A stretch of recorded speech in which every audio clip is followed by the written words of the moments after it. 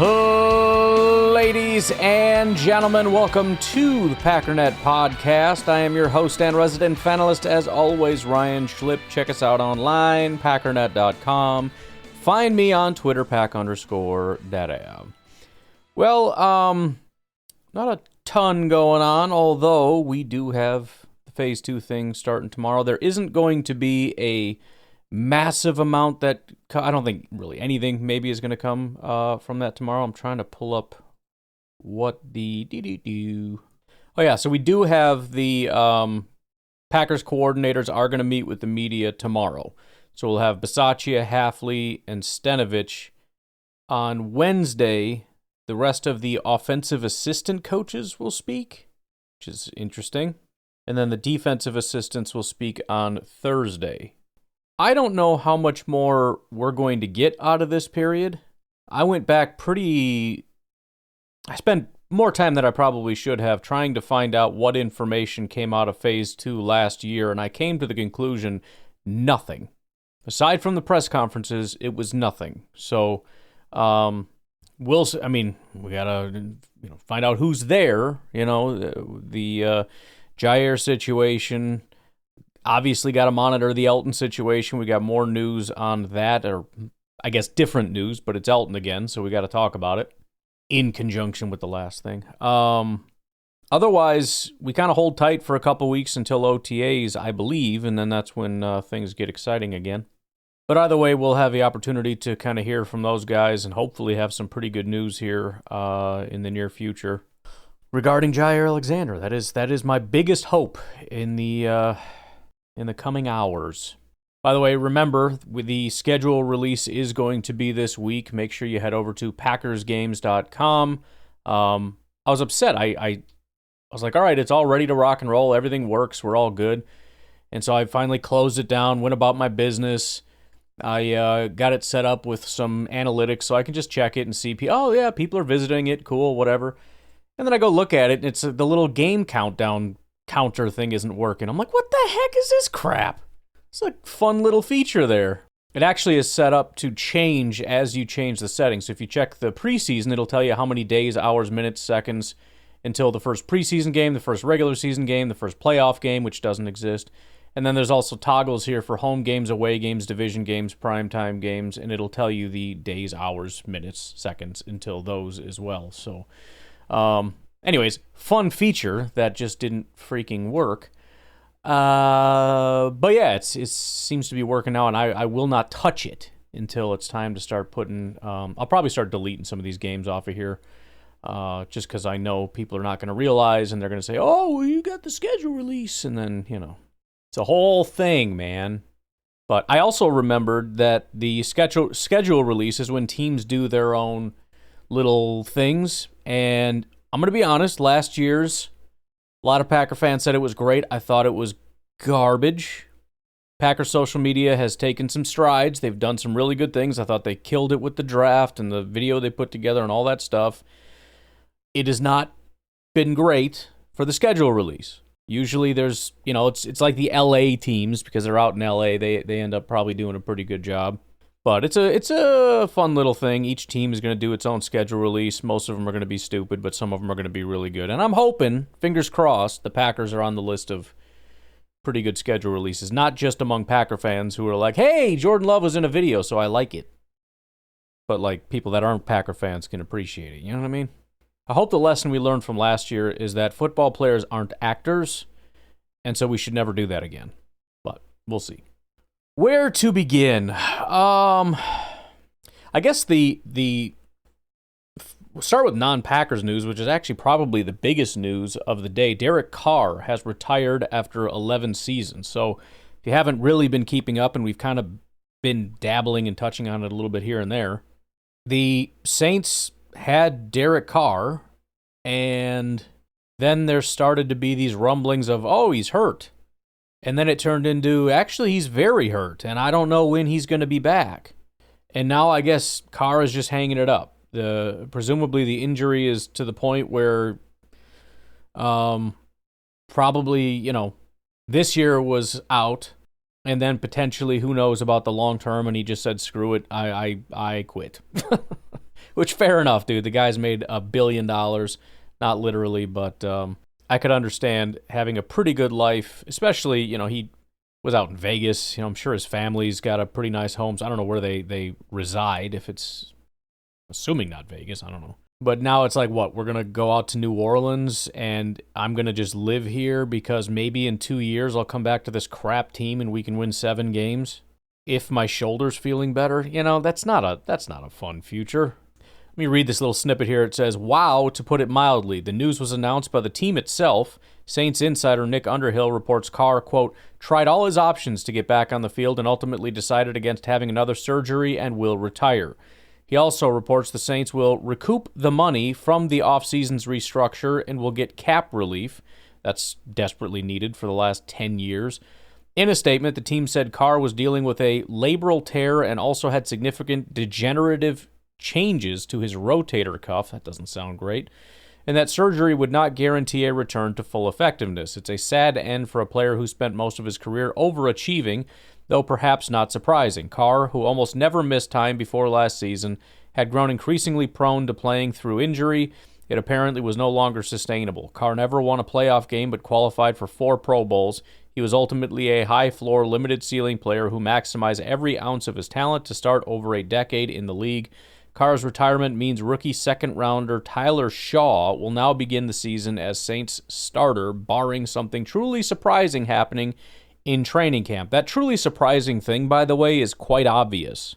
I understand that everything seems to be set in stone as far as Rodgers to the Steelers. But, it's just sitting there, is it not? Think about it if you're Aaron Rodgers. I know that you like the head coach there in Pittsburgh. I get that. And I'm sure the team has already begun the process, seemingly has already begun the process of bending over backwards for you, which is great. It's nice to be able to have that level of control.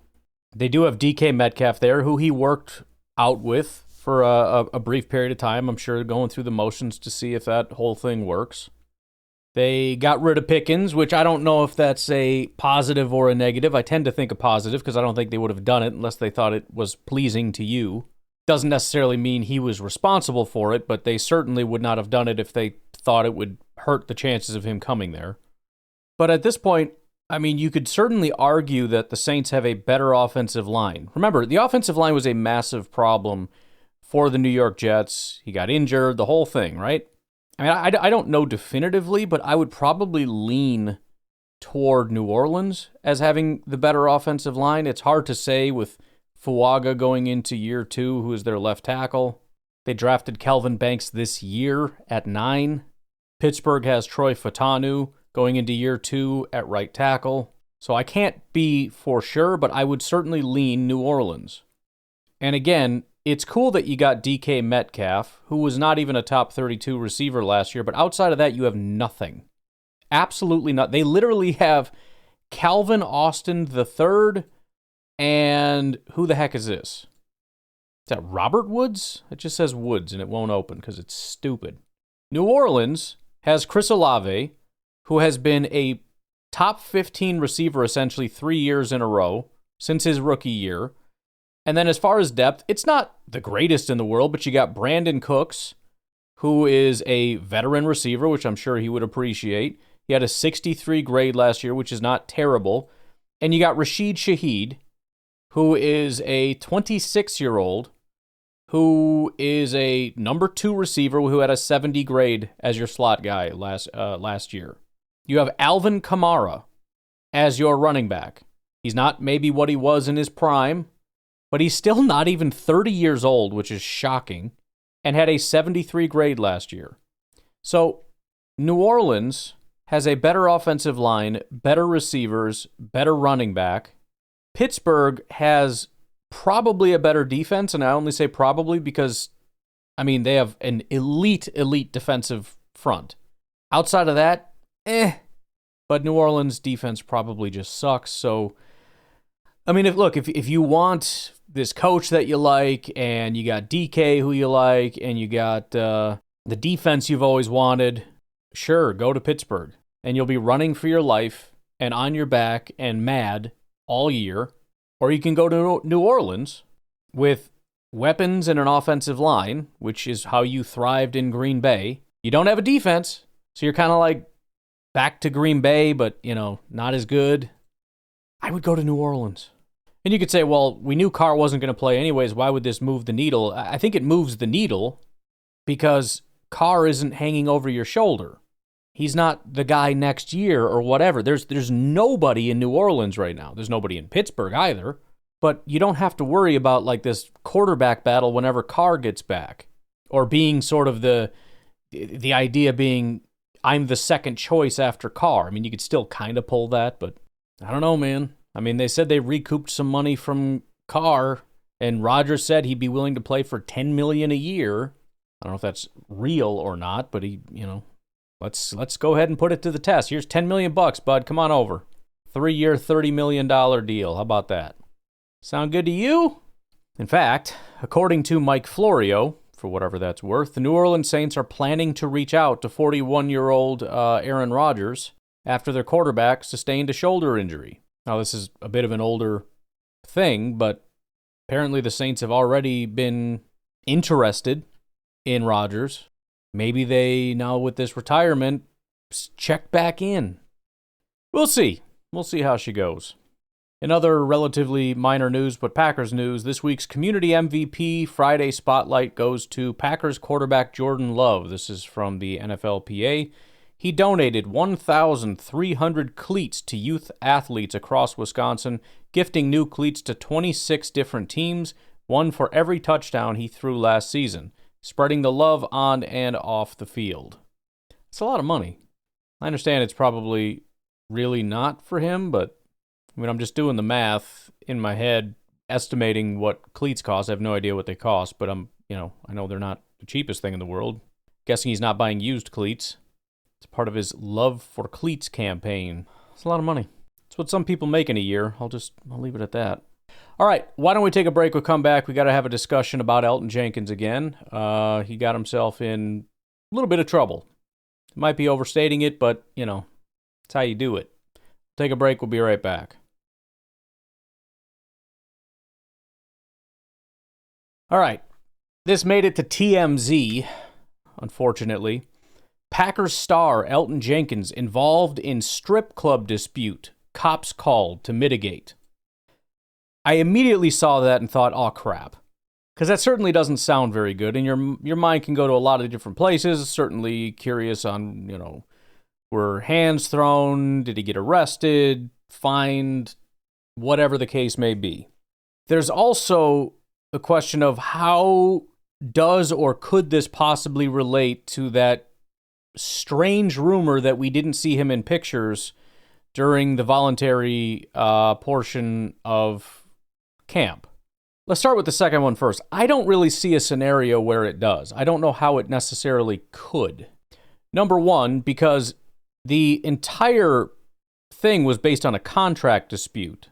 So I don't know what this would have anything to do with a contract dispute. Now, we could elaborate and say, well, maybe it wasn't a contract dispute. Maybe he's suspended or in jail or something to that effect.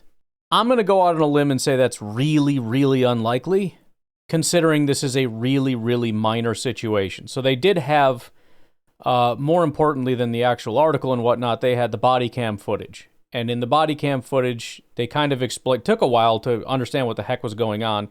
They explained the situation.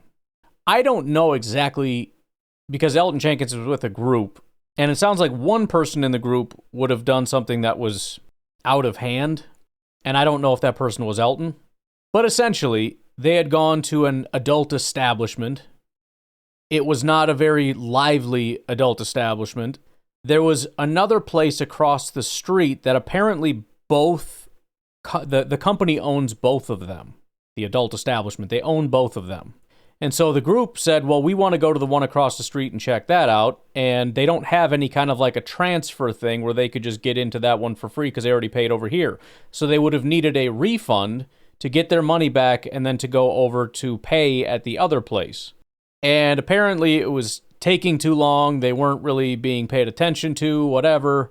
And somebody in the party snatched a phone. I don't know if it was somebody was on the phone or what, and said, give me the refund and I'll give you the phone. to kind of hurry this along? Well, the police were called, and essentially nothing happened. They were talking about criminal trespass at first, but it sounds like the place just said, we just want them to go. They got their refund, and they were told, just, we're good, everything's good, everybody just leave. I can't imagine any universe in which a suspension would come down from that, or any kind of team discipline, or anything that would necessarily keep him away. He wasn't handcuffed, he wasn't arrested, nothing. So I don't think, in the sense that there is something we need to be concerned about like, oh, why isn't he there? Did something happen? Is it a contract dispute? Did he get in trouble, suspended, whatever? I don't think it's any of that. Now, here's what I will say. Because the question of, should you be there when the doors are open? Which, by the way, the answer to that question is yes. Every single time the doors are open, you should be there. Unless, I put in a caveat, you genuinely believe what you're doing is better for the team by not being there. If you're a veteran and it's all like, walk through, handshake, here's how we do basic things, here's how we tie our shoes, and it's like, bro, I'm training out here, fine. I'm so sick of the ridiculous low expectations or the excuse of, it's voluntary, I don't care. Why do we have such low expectations for people? It's absurd. We expect them to win Super Bowls, but don't expect them to actually try hard. Oh, who cares if they want to take extended vacations? It's you don't have to. Oh, so unless I force somebody, they shouldn't have to do any work? It's also voluntary for them to actually do anything in the offseason. They're not going to get suspended if they're not actually working out. They don't check in and be like, yeah, I did my workout today. Here's a video of me doing it. They could just sit around and smoke pot and eat pizza. But we all want them to go above and beyond because that makes them better football players, which makes this a better team, which gives us a better chance of winning football games. We put all this stress on the GM to go get great players, and then once we get the players, we don't expect them to do anything to actually try and be good football players. Anyways, if Elgton wasn't in Green Bay, as was reported, which I still don't know if we know that for sure, and the reason he wasn't there isn't because he's putting in work, but because I'm partying back home going to strip clubs, yeah, I have a problem with that. I genuinely do. Now, maybe he is. Maybe he's putting in work. This is late at night. I don't expect him to be putting in a ton of work at night. If you want to go out and he's like, I wasn't drinking, I just went out with some friends. The establishment isn't great. It'd be cool if you had friends and you guys went to, like a freaking movie or a ball game or something. But you got to go to some degenerate garbage establishment like that. Okay, whatever. But if that's how you're going to be spending your time with your low-life friends, I'd actually rather you did go to Green Bay and be around your teammates who are actually going to push you to be better at stuff, and to be around your coaches and your training staff to actually push you to be better at stuff instead of being out with your degenerate friends. So voluntary is not a good enough excuse, in my opinion. It's just not. We want people to be the best of the best of the best in the world. Elgton Jenkins is expected to stop the absolute greatest human beings on planet Earth who are physically designed and engineered to go after quarterbacks. His job is to stop those people. Yes, I have expectations of him putting in quite a bit of work, actually. And when the doors are open and he has an opportunity to prepare himself and better himself for the NFL season, I expect him to take those opportunities and not say, screw it, I'm paid, what are you going to do about it? I'm not going to show up. I don't need to show up. I'm going to stay here and go to strip clubs and party. That's not exactly the leadership mentality or, any kind of mentality that I'd like to have for a member of the Green Bay Packers. Again, maybe he's putting in a ton of work and this was just, hey, I'm going to blow off steam the night before I'm heading out to Green Bay. One final night out with my friends. Okay, that's possible. I'm going to give him the benefit of the doubt that was essentially what it was, and he's been out there working like crazy. He hasn't even talked to his friends because he's been so busy putting in all this work. And this is his one last hurrah goodbye before he packs it up and heads out to Green Bay. It's possible, but it doesn't inspire a ton of confidence. That's all I'm saying. So I'm not saying definitively. I'm just saying if. If that's the case, yeah, I think that's bullcrap. Am I worried that this is pointing to some bigger thing? Not really, no. I mean, Aaron Jones got busted for weed, right? Za'Darius and a bunch of guys in the car all got busted with weed the one time coming back from Chicago. What happened? Nothing. I mean, there was a suspension, but I mean, as far as like, what did that mean? Was there some kind of a problem they got? No, it's just it's whatever, dude. It's just freaking whatever. He didn't get arrested. It wasn't a big deal. As far as I know, somebody in his party did something stupid. They got the cops called, and we're just like, well, guys, get out of here. And they're like, all right, we're getting out of here. It didn't get rowdy. When the police were there in the body cam footage, nobody was yelling. Nobody was popping off at the mouth. Nobody did anything. It was a very calm situation. In fact, they said over and over and over again it was a miscommunication because essentially it sounded like there was a miscommunication on the fact that the party wanted to go across the street and that's what they wanted the refund for, and the people didn't really realize that, and so it's like, well, I'm not going to give you a refund. You know what I mean? Like it was a stupid situation. It's not a big deal. Outside of, again, I really hope this is a one-off and not how Elton's been spending his time since the end of last season. I tell you what, let's take a early break here just because I want to run through a couple things that are all kind of connected. We'll keep her flowing a little bit. It's Sunday. It doesn't need to be crazy. We'll take a break. We'll be right back. So the Green Bay Packers, if you're not over on YouTube, you should check it out. They've put together a ton of new videos. Again, the social media team, in conjunction with YouTube, which is, social media, but the team in general has done a lot. And I know they have a lot more content because of the draft being in Green Bay, but still, there's just more content than I ever really remember, so I want to tip my cap to them. I hope they keep it coming. More content from them means more for us, means more for the podcast. And it's just, some of it is just really cool stuff. They have an ability to get some behind the scenes things that fans can't get anywhere else. I mean, this podcast and a lot of other podcasts, it's just kind of just fans talking. I can't really give you anything aside from a dedication of amount of time that I put into looking stuff up. That's all I can really give you. And then you got some people in the media that have insiders and people that they can contact to give you data that the rest of us can't get, which is valuable. They have even more in terms of access. So I'm hopeful that they can kind of keep that going. I'm not going to go through all of them. They have a video that is sort of like a letter to the rookies. It's Rashawn Gary and Jordan Love speaking.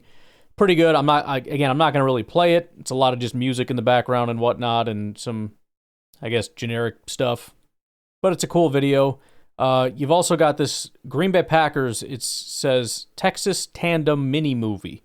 They put together a little mini 3-minute thing of Matthew Golden and Barron Sorrell getting drafted. Again, I apologize for all the background music. I'll play just a couple little snippets from this. The night before the draft, we was looking outside the city, just talking about football. For us to get drafted on the same team, man, it's crazy. But it happened for a reason. It was just such a surreal moment. Both of our dreams came to reality. I put so much work in to get here, so definitely a lot of emotions or anxiety just waiting. Everything just happened so fast. You're back there waiting, you get the call, and then it's like everything else goes out the window. With the 23rd pick, with the 124th pick in the 2025 NFL Draft, the Green Bay Packers select Matthew Golden, wide receiver, Texas. Barron Sorrell, defensive end, Texas. That feeling was different. I can't even explain the way it felt. And everything just went blank for me. I'm just like, once in a lifetime, man. It's funny, he was the first person that called me, the first person I talked to when I was going on the golf cart to the facility. I was able to see everybody and meet everybody face to face, which was a really, really great experience. Barron, what's up, man? Let's go. Yeah, man. Just enjoying the moment, or now that I'm at home, and just taking it all in at once. Lambeau Field, it's the best stadium in the NFL. Walking out into the field and then really just realizing, like, this is where I'm about to be playing. It's a real dream come true. Now that I'm at home, I'm ready to come in and compete and go to work. It's just like home, man. I'm excited to be here. I can't wait. I'm just ready to add to this great tradition, man. It's beautiful, man. I'm home. I am home, man. So there's that. I played about half of that, so there's still plenty to check out. Plus, it's always better visually, obviously. The most important part of this, though, is that there was another one-on-one with Brian Gutekunst and The Rock, which I was, of course, extremely excited about. This is the stuff that I'm always waiting for. So the fact that they got another opportunity to kind of sit down and run through some stuff again. So let's go through it a little bit. Brian, you've had a chance to digest your draft now, kind of examine it inside and out. What do you think? No, really excited about the players we were able to add to our roster. I think these guys are going to be really good Packers and have a chance to really enhance our team. Really proud of our organization, not only how we pulled off what a special draft, but like always, our personnel staff, our coaches, and all the support staff that kind of help us get to this point did such an unbelievable job during the process that I feel really good about it. Let's talk about your first rounder, Matthew Golden. And of course, the headline act there is his 4.29 40. But doesn't that speed and the threat of it affect everything underneath as well? Like a lot of these guys, they're just getting their feet wet with the National Football League, and he's got a long way to go. But we do think he has, not only the physical traits to affect the game, but we also think just who he is and how he works and how he'll fit into our culture. But I do think that speed, it affects everybody around you because you have to respect it.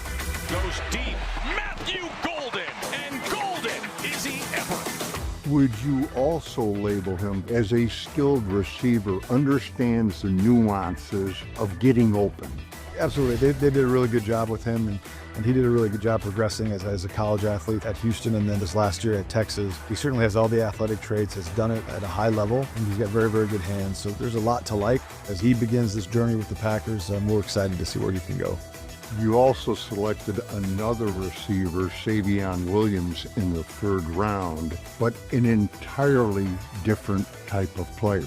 Yeah, Savion's 6'4", he's 220 pounds, and his experience in college was a little bit different because he played so many different spots. Run it up, run it up, run it up.